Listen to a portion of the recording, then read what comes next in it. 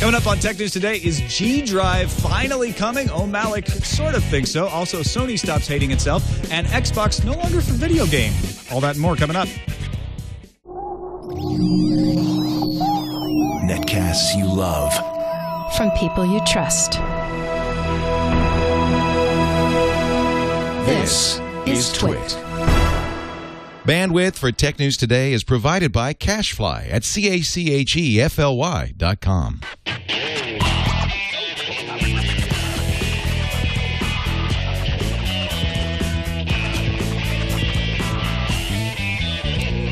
This is Tech News Today for Tuesday, March 27th, 2012. Tech News Today is brought to you by CorelDRAW Graphics Suite X6, introducing the most powerful version yet of the only professional graphics suite made exclusively for Windows. For a free trial plus an exclusive limited time offer, go to Corel.com/TNT, promo code TWITX6. Welcome to Tech News Today. I'm Tom Merritt. I'm Sarah Lane. I'm Iyaz Akhtar. And she is Veronica Belmont. Oh, am I supposed to say my name? No, well, usually Jason goes there, but Jason's out right now. So welcome to the show. Thank you for having me. Host of Techzilla, Game On, and Sword and Laser. Correct. Anything else? Not that I can think of right now. Not that you know of? Not that I know of. Not that I'm aware of. That she knows of. Thanks for coming into the studio. No problem. Thank you for having me again. Good to have you today. And good to have you all along with us as well.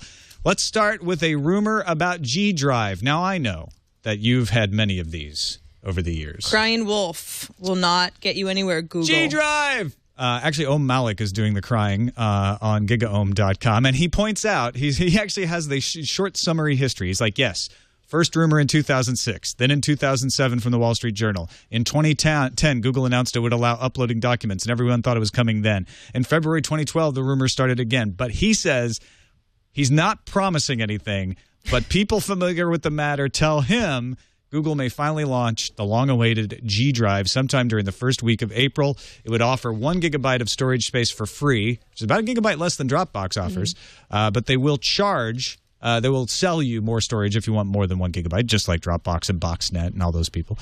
Google's product will come with a local client, a web interface that will look much like a Google Docs interface, and it will launch not just for regular Google users, but for Google Apps customers as well. That's awesome. I'm a big Google Apps fan, so I'm looking forward to this, especially since I'm kind of maxing out my Dropbox at this point, so I'd like to have some more integration on the Google Docs side of things. That would be nice. I would like to see, if he's right about Google Docs, a Google Docs interface revision along with this, because it seems like they haven't really touched that interface in a while. No, and they certainly should. There are a lot of things that Google Docs could do better. Like mobile? That. It is a disaster.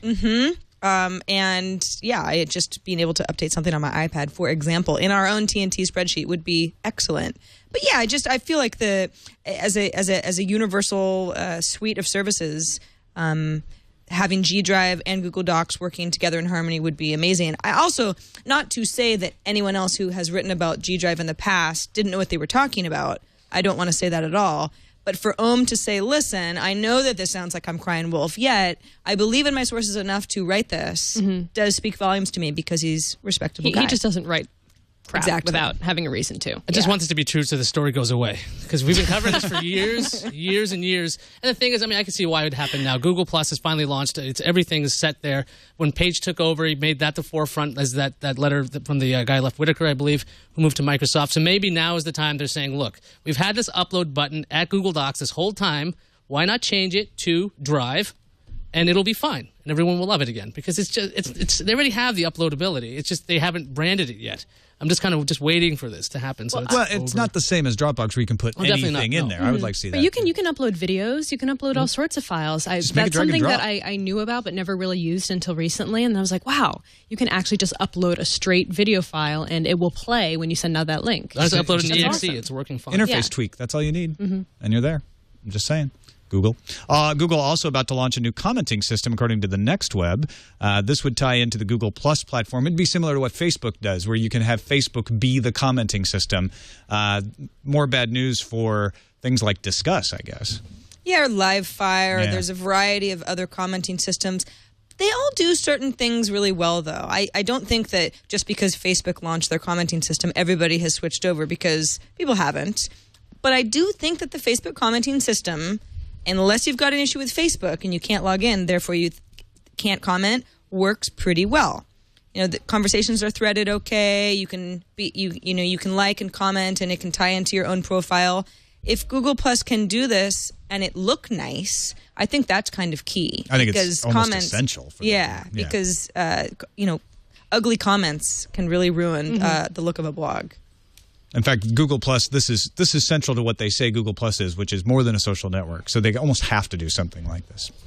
Moving on to Sony shaking things up. Starting April 1st, Kazuo Hirai gets an April Fool's joke and becomes CEO of Sony. Ha Howard Stringer says, "See ya, sucker." And Kaz takes over. They announced today a new corporate organization called One Sony that will emphasize digital imaging, gaming, and mobile devices as the three cornerstones of its electronics business. Hirai takes over to be in charge of Sony's home entertainment division, including HDTV.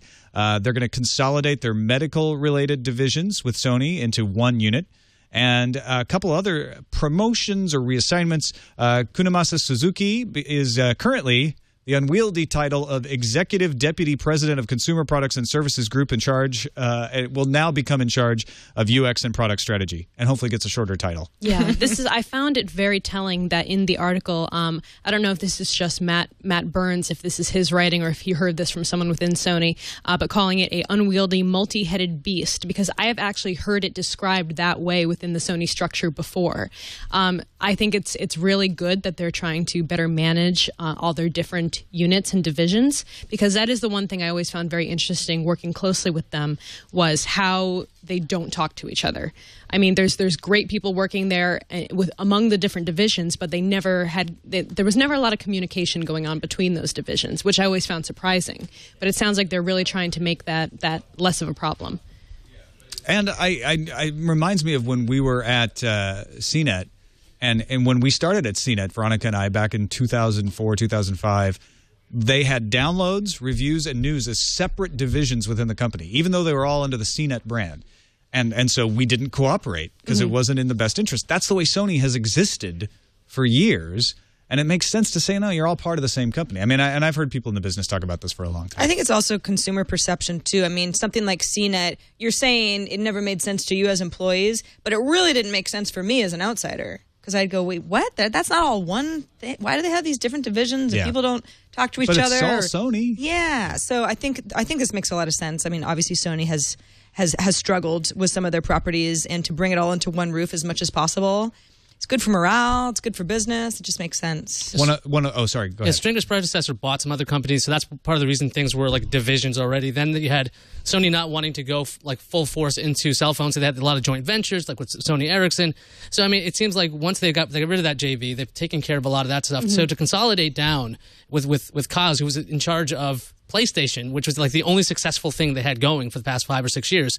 I think, it's a really smart step because they need a sense of unity. I mean, like they're calling it One Sony on purpose. This is actually some smart branding within the company. Hopefully, it's going to see a re-energized company, because I have a soft spot for Sony. I would like them to succeed because they make cool electronics, at least when I was a kid. But I would like that to continue. I still buy their HDTVs. Yeah. I had a Vega, now I have a Bravia. I'm like a Sony person. They have great products. I mean, they've always had a hard time with their price point, but they have always been like the higher quality, also in turn higher price point kind of product line. But I find it very telling that they are going with Kaz as the CEO, because he's the one with the vision at this point. And so I'm hoping that will lead them to greener pastures. One last note on this story. Shoji Nomoto takes over technology strategies, which is basically the research and development. Also something that was broken up across a lot of different divisions in the past now gets consolidated into one area. This means that possibly that idea of the Sony Vita OS being used on other devices might happen. That's something that Kunimasa Suzuki has been talking about. So we may see that as a outcome of this reorganization. Move on to don't call it a comeback, because we really don't know how long they've been here. Possibly years. Yeah, exactly. Lulzsec is back? Well, a group that is at least identifying itself as Lulzsec and Lulzsec Reborn in two separate instances broke into the database for a military dating website called militarysingles.com. They stole passwords, they stole email addresses, a bunch of stuff from almost 171,000 accounts, dumped a email dump and some user data into Pastebin. Now, this was tweeted by a Twitter account called ODigiturk, which is Operation Digiturk, which is Anonymous News Turkey. And you call it Turkey. Right. Well, it's the country. That damn Turkey. The country. This was picked up by a site called databreaches.net, which wrote up the breach. eSingles, which is the company that owns militarysingles.com, commented on that post and said, yeah, we are aware of the claim that somebody hacked militarysingles.com. We're currently investigating the situation. But at this time, there's no actual evidence that we were hacked. It's possible that this tweet from Operation Digiturk is simply a false claim. Now, the writer of the article on databreaches.net, or somebody who works there, responded, no, I compared the database and the RAR file to online members pictured on your homepage, and the entries in the data dump correspond to those usernames. So it's like either eSingles doesn't really know how to check these sorts of things, or they're trying to bury a story. So Lulzsec Reborn, or again, a Twitter account associated with them, tweeted on Monday that yes, listen, the people at eSingles say that there's no evidence that they were hacked. But hey, if you click this link on militarysingles.com, you come to a defaced page that we made, basically proving we're in there, at least on some level. After that, Operation Digiturk then tweeted, you're going to see the full database of military singles, which includes private messages, etc., soon. So to take away from this, a couple things. Yeah, I'm confused. Yeah, well, first of all, either Lulzsec, the original cast and crew, minus a few people who have been detained. Boat sunk. Yeah. Don't forget. Well, but, so maybe they may have rebuilt it, patched some holes. Yeah. Exactly. Or it's just a bunch of other folks that are, carrying the torch. Because, again, this is a group of people who aren't identified, so there's really no way of knowing who's behind this. But people are, they're being active. There have been a couple of different YouTube videos that have been posted. One said, we're going to launch, we're going to be back to our former selves basically on April Fool's Day. Another account said, no, that's not us. Don't pay attention to those guys. We don't even know who those guys are. But suffice it to say, there are folks that are at least carrying the Lulzsec name forward. And it's not the last time. It's not the first time that Lulzsec has resurfaced. That's right. And it's not the last time. It's also, and I don't know this to be true, but I would think, hey, they had somebody, Sabu, is that his name? Yeah. The one who ended up working with the feds. Then they had, an arrest sweep a few weeks ago. This might be some folks saying, well, I think we're in the clear. Nobody picked us up. Now we can sort of go back to doing what we were doing. Maybe we had some projects in the works before. Suffice to say that anybody who is a part of militarysingles.com should expect that their username and password are going to be made public somewhere. And it's a good idea to change your password both on that site and anywhere else you might have used the same password. It makes me so sad, too. Military singles? Why you got to knock on the military singles? It's a dating site for people in the military. They are. It's extra sad for some reason. And private messages, come on. No, don't do not that. Nice. Don't do that. Nice. People are lonely. Go to furrysingles.net or something. Lulzsec is not the same people all the time. Yeah. It never has been. So anybody could pop up and call themselves Lulzsec. Yeah. It could be some of the same people or none of the same people or all the same people. Exactly. Except for Sabu. It's definitely not Sabu. Right. This time. All right, let's take a quick break and thank our sponsor, CorelDRAW Graphics Suite X6. A picture is worth 1,000 words or maybe more. And to get a great picture, what makes the difference is having a powerful, versatile, and easy-to-use set of tools you can trust. That's what the new CorelDRAW Graphics Suite X6 is all about. It combines vector illustration, page layout, photo editing, and web design software and gives you everything you need to express your style and creativity. CorelDRAW Graphics Suite X6 is great for web graphics, for logos, for flyers, for brochures, and pretty much anything you need. You can do car wraps with this thing, billboards. CorelDRAW Graphics Suite X6 includes everything for experienced users as well as starters, aspiring designers, all in one affordable package. Thousands of fonts, thousands of stock photos, 10,000 clip art images, 250 templates, even 2 hours of training videos, more than 2 hours of training videos, fully 64-bit enabled, new document styles, and much more. Why not try it for free, though? Why not? Because you haven't heard the offer code. That's why not. Here you go. Get your 30-day trial version of CorelDRAW Graphics Suite X6 plus an exclusive limited-time offer at Corel.com/TNT. That's Corel.com/TNT. If you decide to buy Corel Draw, use the promo code TWITX6 for an exclusive 10% off. Offer varies by country. Special offer is available through April 30th. So go check it out, Corel.com/TNT. Use that promo code TWITX6, and we thank them for their support of Tech News Today. On to Xbox Live. Getting an update today, adding a bunch of different channels, most popularly HBO Go, Comcast Xfinity, which we talked about yesterday, and MLB.TV. Now, the bad news for the HBO Go fans like Veronica is that it doesn't seem to work on Comcast or Time Warner Cable. Remember, with HBO Go on any device, you have to go to a drop-down menu and say, I'm with this cable provider. And if your cable provider isn't there, you don't get to use it. And even though it's available on some devices iOS, like your Logitech Review, it's not the same on every device. I have to say, so I'm happy that at least I can still use the Xfinity app, I guess, or within Xbox to play it back, play that content. But I love the HBO Go interface, and I really wanted to use it. And it bums me out. It's very frustrating that they're forcing me to use their own, that Comcast is forcing me to use their own application within this. Also, I'd rather watch it on the Xbox as opposed to the Review. I don't like the Review's interface. It freezes and crashes on me constantly. Well, it's really just the Chrome website. It's just Chrome, That's and all it it crashes is, yeah. all the time, and it's miserable. And so I was looking forward to this a lot. So I'm a little disappointed. Happy I can still watch it on my television using either the Review or the Xfinity app, but not as happy as I could be. It doesn't work on the Roku app for HBO Go either if you're a Comcast customer.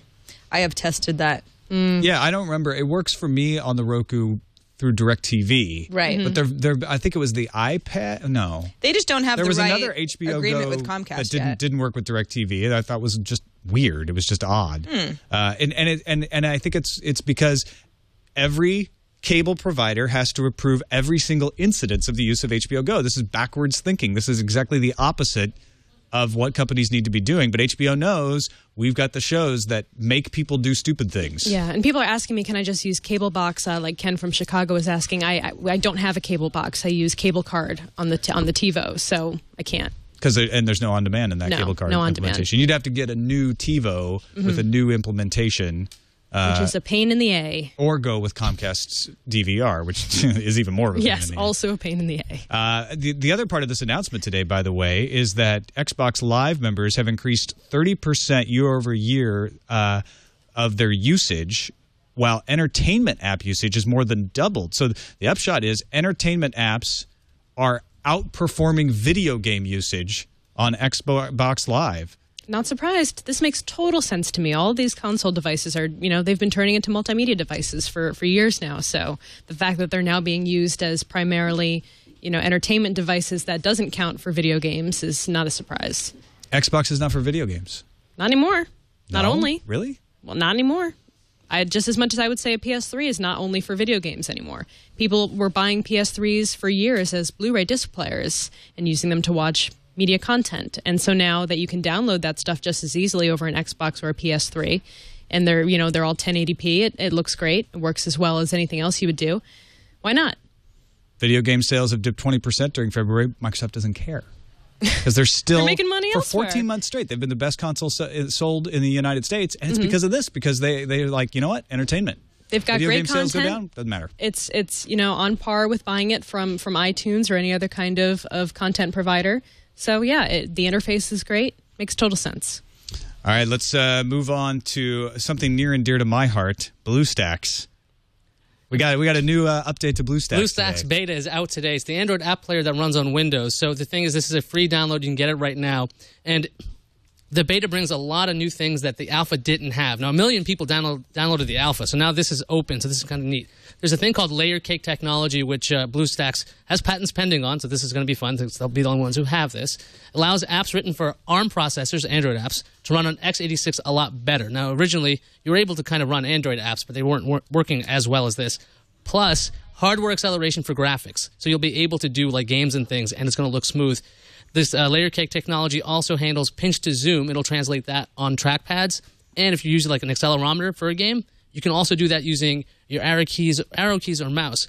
And the apps are also directly downloadable from BlueStacks instead of having to use a phone or go to the Chrome browser and go to the Android market or Google Play, whatever it's called now. You can just do it through BlueStacks.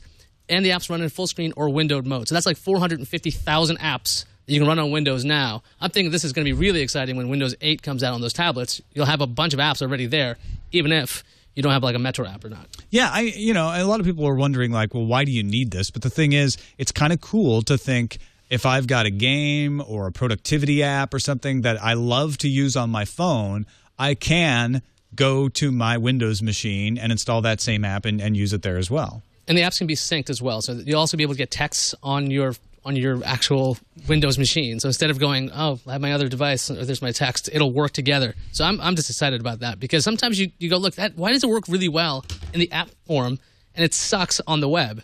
Like, well, I'll just run the app. It just seems like a nice little move. Is it free?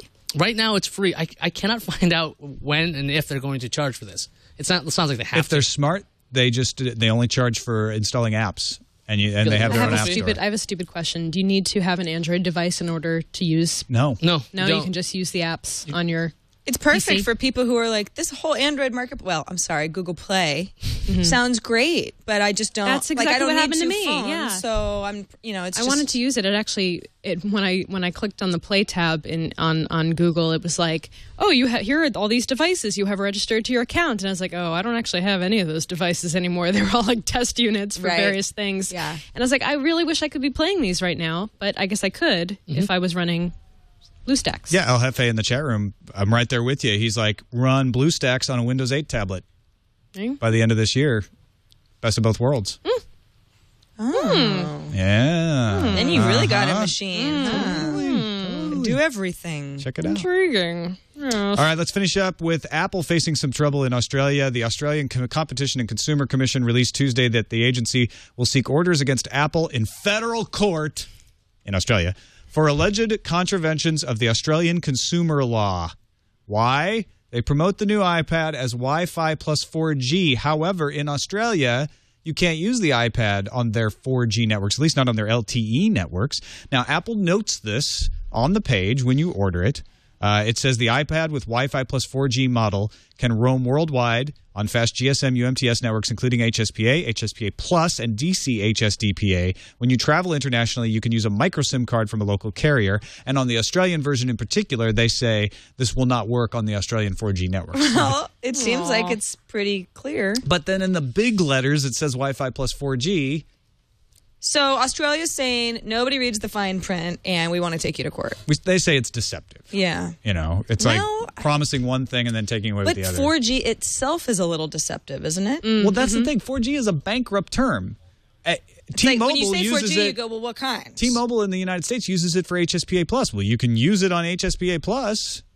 Can they just stick in a where available note on the advertisements? You know what? They're probably right that it shouldn't be marketed as Wi-Fi plus 4G in nations where the native 4G is not compatible.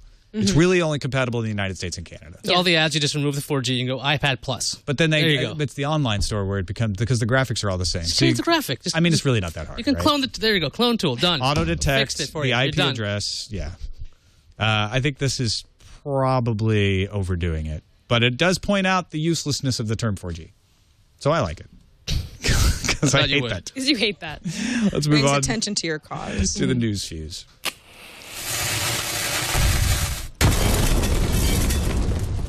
Wrapping up to its IPO, Facebook is trying to clear its legal landscape. The company filed a motion to dismiss in its case against Paul Siglia, the man who claims he owned a big chunk of Facebook due to dealings with a college-era Mark Zuckerberg, not from an alternate universe. Facebook produced a whole bunch of evidence to support its motion and calls Siglia's suit a fraudulent shakedown. The music industry is not dying. Revenue from subscription-based music services was $241 million in 2011 compared to $212 million in 2010. So big question, is the RIAA going to believe this? Well, they better, because those revenue numbers are from the RIAA themselves. Total U.S. music shipments were up the first time since 2004. The increase was 0.2%, but it is an increase. Physical sales were down 7.7%, but digital was up 9.2%, in 2011 compared to the previous year.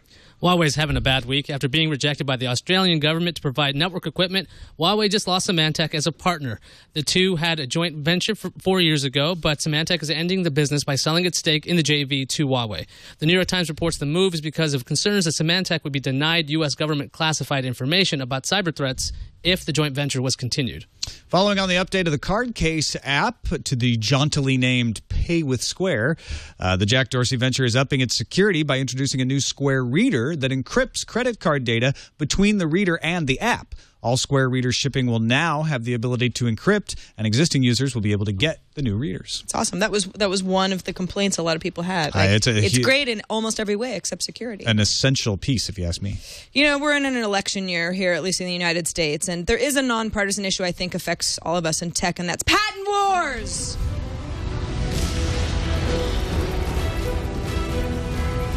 TiVo has taken on Time Warner and Motorola, saying those two are infringing on its DVR patents. TiVo is taking on Moto because Moto sued TiVo over DVR-related patents it owned via a subsidiary. Time Warner is stuck in litigation because it uses Motorola DVRs. All right, let's check in on the ongoing nano SIM, not so nano battle. Nokia told IDG that it's not aware of any Apple patents that would be essential to the nano SIM standard. Well, Apple proposed royalty-free licenses of patents if its version of the nano SIM won out over at the European Telecommunications Standards Institute. PatentlyApple.com reports, though, that Apple was just granted a patent today related to nano SIM cards, so maybe that's going to change things. AT&T is testing out a new loyalty program called AT&T Plus. Sue them, Google, sue them.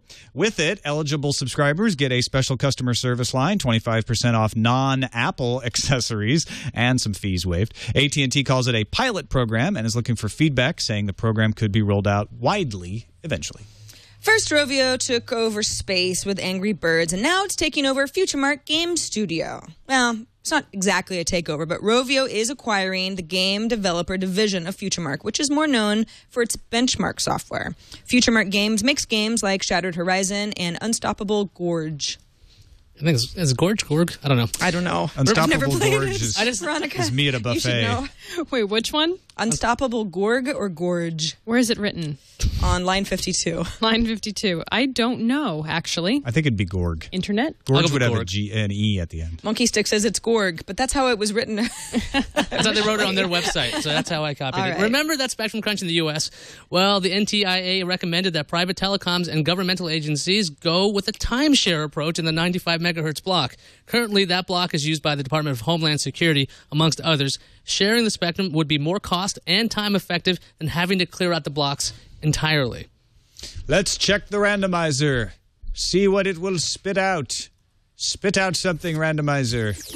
Randomizer. A fridge magnet. This is interesting. The VIP fridge magnet, that stands for Very Important Pizza, is created by Dubai-based Red Tomato Pizza. The magnet works by using a Bluetooth connection with your smartphone. You set it up, sync it with your smartphone the first time, and then all you have to do to order a pizza is press the magnet and then pull out your phone and call them and order a pizza. Wanted a pizza. Well, there's a text message that says, "Did you mean to order a pizza?" So you say yes. Now I'm thinking this is really take my money. Just take my money. I think it's like if you're really drunk, like you're like, I can't interact with an app now. I'm gonna hit the magnet. Pizza. Yeah, there's a pizza button. The pizza button. The magnet is set up to order just one type of pizza. So if you always order like a 12-inch pepperoni, you can choose what the pizza is going to be. You can choose, but it's always just like send you anchovy pizza, and you're like, no. Although I still don't get like why would I hit the fridge magnet if I could just pick up if I have to pick up the phone anyway. I don't like to call people on the phone. But if I could just use an app? It's using the data from the phone, right? It's using the text message from the phone. Yeah. It's slightly more impulsive than pulling out your phone and using an app, I would say. I think it's But I have to pull out my phone You're walking to your fridge, you're saying, I'm hungry for something. I'm going to see what's in the fridge. Oh, there's nothing here I'm interested in. Smack the magnet. I think it's a fun party topic. Like, look at this. Come here. I'm going to order a pizza. You hungry? Hit the button. I just ordered a pizza. Pizza magnet. You pull out your phone. All right. We were split before the show. I still like it. I still think. Look, I mean, you do this because you can. That's why you do it. Otherwise, you're like, what page is my pizza app on? I don't know what page it's on. I'm not going to keep it on the front page. Obviously, if you're the kind of person who would order a pizza magnet. Dave MacD in the chat room points out a very important point, which is that it's awesome. Yeah. Okay. It's fun to press buttons. Good call. All right. Yeah. Unassailable logic. Yeah. Let's take Everyone a look at the likes to push a calendar. button. Hey, it is the Nintendo 3DS's first year anniversary in North America. You're one here. Happy anniversary, birthday-versary. Harry Potter's ebooks are finally available for all major e-readers at Pottermore.com.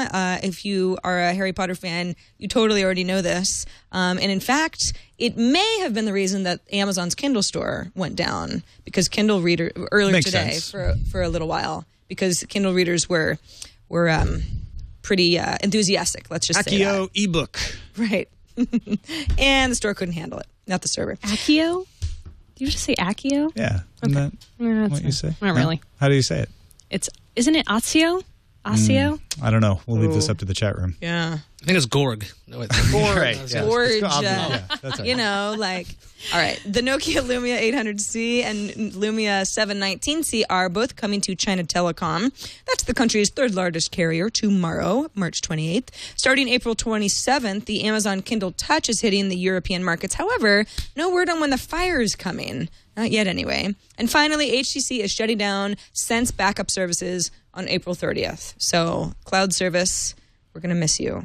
Goodbye, cloud service. Goodbye. I didn't even know you existed. No, me either. Let's Never check used what's to. incoming. Incoming message is what it's Incoming going to say message. in just a second.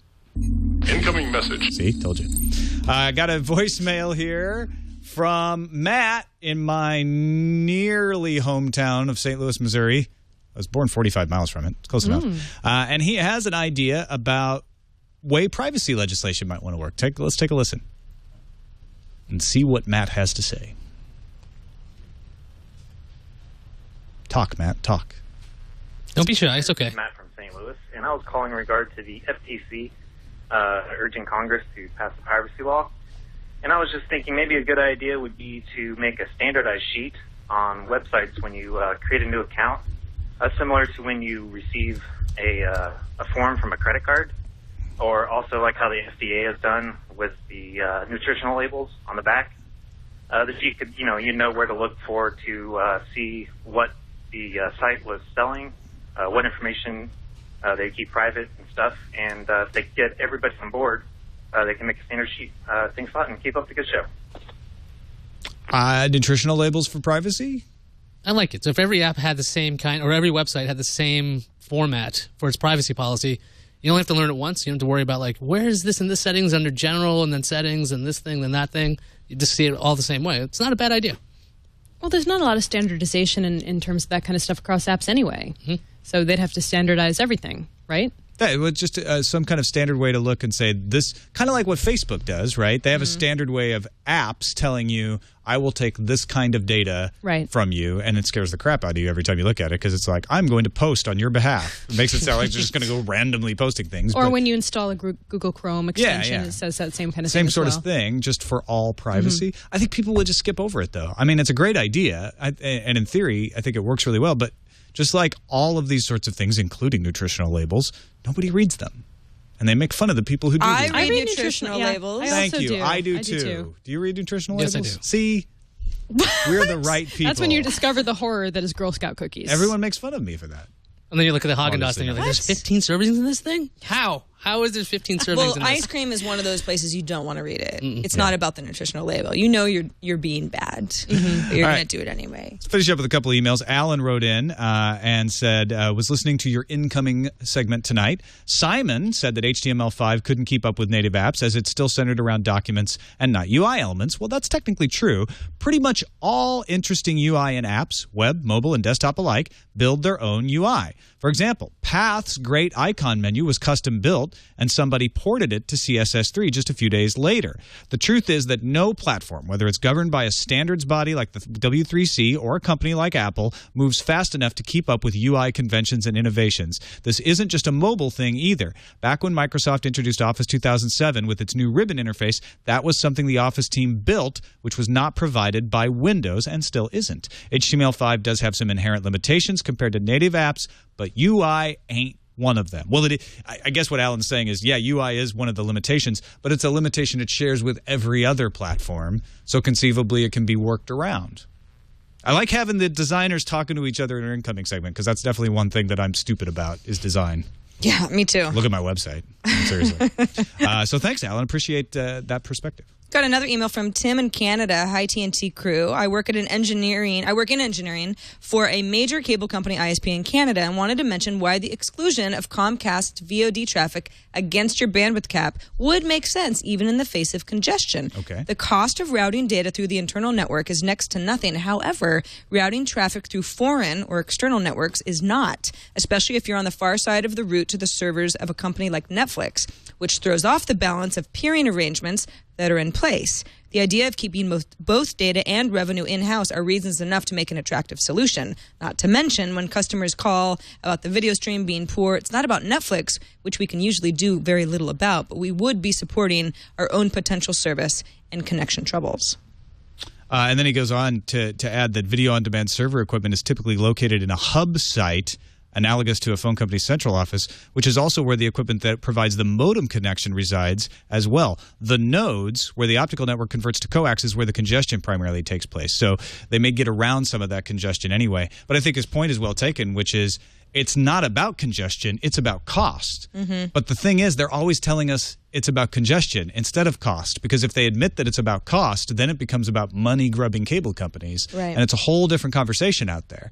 So I appreciate Tim writing in and sharing this to say, look, no, it really is about cost, because that's okay. I'm willing to accept a company saying, you know what, we need to do this because it saves us money, because then we can have an honest discussion about it. It's not like we're under the illusion that they're not trying to make as much money as possible. Yeah, I really like getting these sorts of emails from experts in the field. Thanks, Tim. Appreciate that. All right, that's it for this episode of Tech News Today. You can find our subreddit, technewstoday.reddit.com. That's the place to vote on stories that appear on the show. You can vote things up or down. You can submit stories for consideration. We use it every day to help us pick what stories go into the show. I didn't today because Iyaz made the lineup, but appreciate that. Yeah, no problem. I was swamped doing blocking on some new show that's totally unrelated to the next thing I'm going to say, which is, hey, Veronica, what have you been working on lately? Well, Tom, we are, as you mentioned or not mentioned, we are getting ready to launch Sword and Laser, which is our new show on Geek and Sundry, Felicia Day's channel on YouTube. And our first episode goes live on April 13th. We should start working on that. Yeah, we should probably. Awkward. But the first Geek and Sundry show goes live on the 3rd. And they're actually doing a 10-hour-long Google Hangout, Felicia is, over on her Google Plus on this coming Sunday to talk about the shows and do that kind of thing. So that should be cool. 12 hours. Yeah. Wow. I think it's 10 hours. 10 I think she is. Leo Laporte. Chris Perillo. Well, you know. And Techzilla every week, techzilla.com. And what else do I do? Oh, Game On. Oh, and Game On. Yes, Game On here, live every Sunday night Not at very far away, 6 actually. p.m. with Brian Brushwood. Yeah, what was he using? He was trying to show us up with his little news segment. He did a very, very funny news parody. That was actually he really was good. not riffing on you, but we had Phil 'cause he had a Clayton, tie Bad on. Astronomer. Yes. I don't wear it, though. It was great. It was an Angry Birds in space. It was really good, actually. Joke, I like yeah. that. And, of course, Phil Plate's awesome. So anytime you always. can get him on the show, good stuff. All right, thanks, everybody, for watching or listening. You can find us on the web, twit.tv/TNT. You can email us, TNT@twit.tv, or give us a call. Our phone number is 260-TNT-SHOW. Becky Worley's back with us tomorrow. We'll see you then.